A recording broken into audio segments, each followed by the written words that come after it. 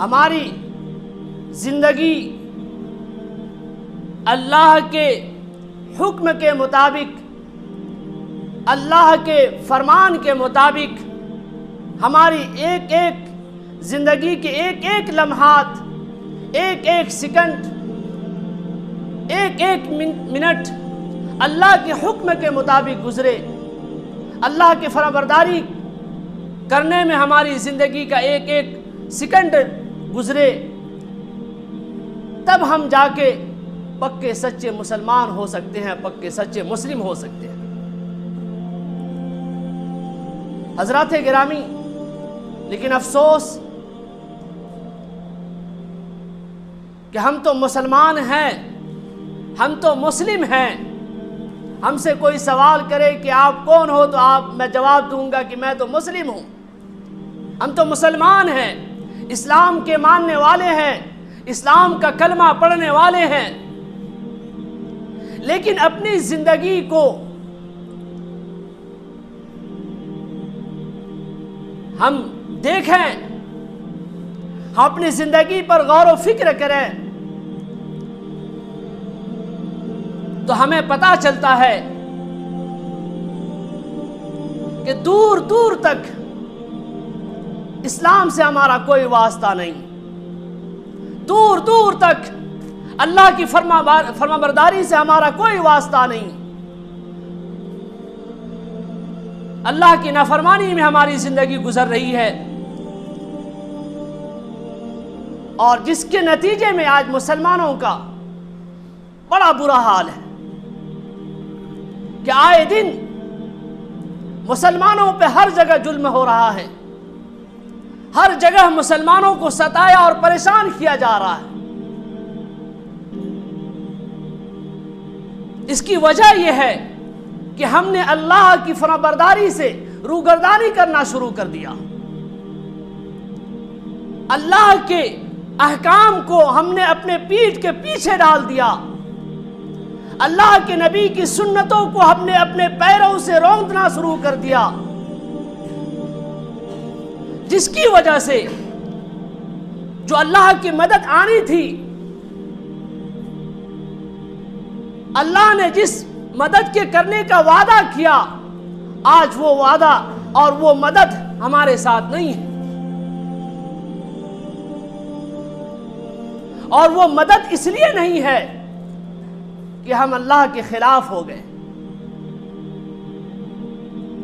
اللہ کے نافرمان ہو گئے۔ آئے دن مسلمانوں کے اوپر ظلم ہو رہا ہے اور کوئی اس کے خلاف آواز اٹھانے والا نہیں، کوئی اس کے خلاف بولنے والا نہیں، کسی کی زبان میں وہ طاقت نہیں ہے کہ مسلمانوں کے بارے میں کوئی کچھ بولے کہ مسلمانوں پر کیوں ظلم ہو رہا ہے۔ جس ملک میں مسلمانوں نے اپنے خون کو بہایا ملک کو آزاد کرنے کے لیے، اس ملک میں آج مسلمانوں پر ہر جگہ ظلم ہو رہا ہے،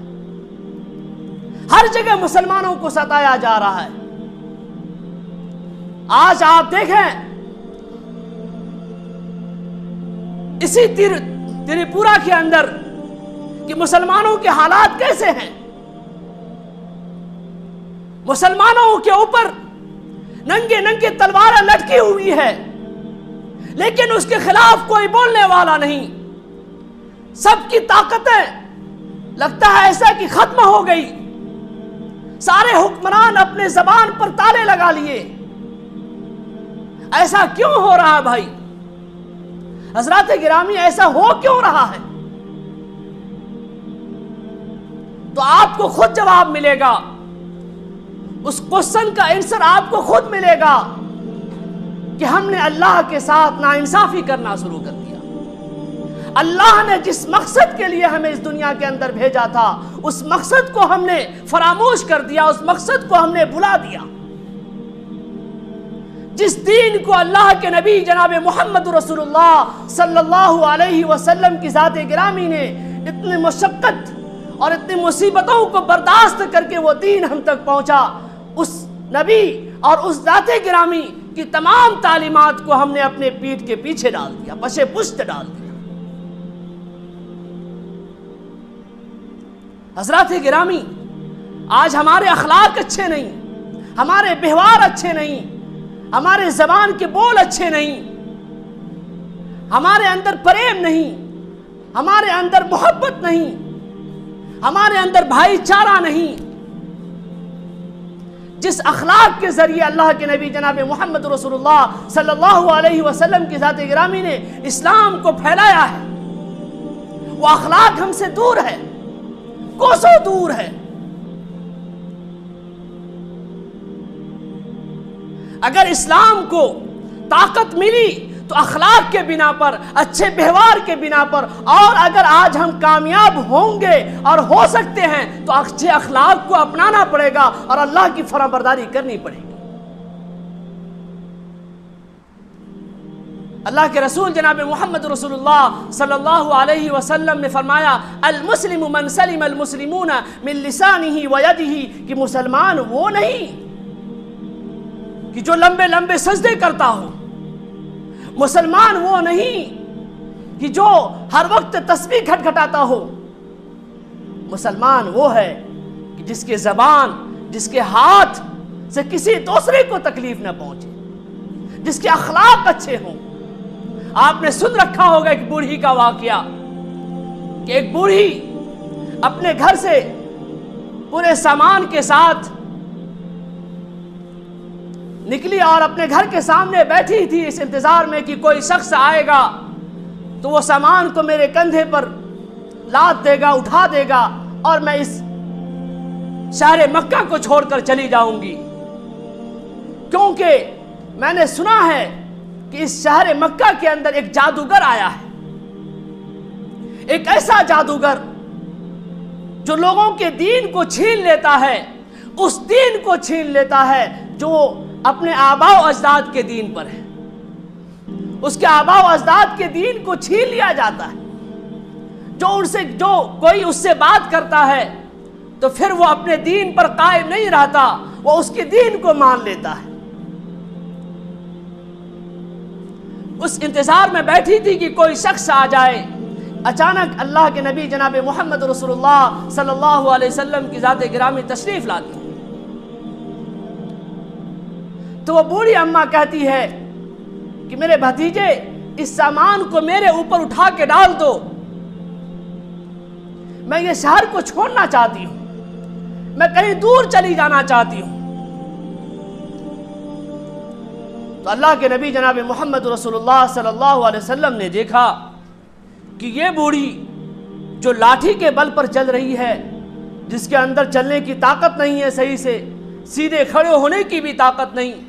یہ سامان کو اس پر کیسے بوجھ دیا جائے؟ تو اللہ کے نبی نے کہا کہ ایسا نہیں ہو سکتا کہ یہ سامان کو جہاں تک آپ کو جانا ہے وہ سامان میں وہاں تک پہنچا دوں۔ تو بوڑھی اماں نے کہا یہ تو سونے پہ سہاگا۔ اب بوڑھی اماں پیچھے پیچھے چل رہی ہیں، اللہ کے نبی جناب محمد رسول اللہ صلی اللہ علیہ وسلم وہ سامان کو اپنے اوپر اٹھائے ہوئے چل رہے ہیں۔ تو راستے میں وہ بوڑھی میٹھی میٹھی باتیں کرتی ہے، وہ کہتی ہے کہ بھتیجے میں یہ شہر کو چھوڑنا نہیں چاہتی تھی،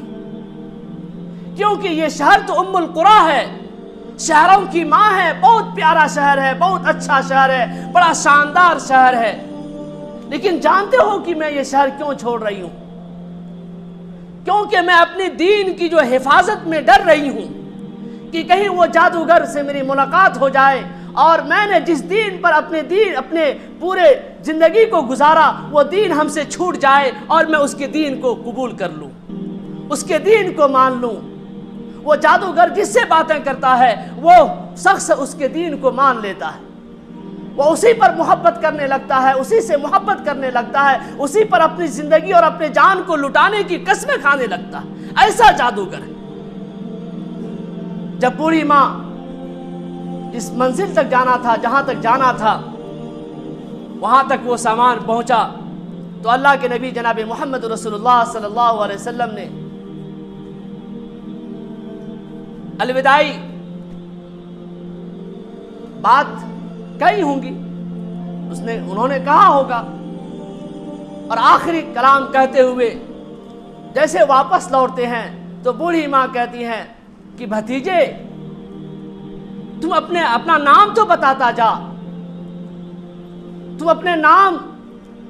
تو بتاؤ کہ تمہارا نام کیا ہے، تاکہ میں جہاں پر آئی ہوں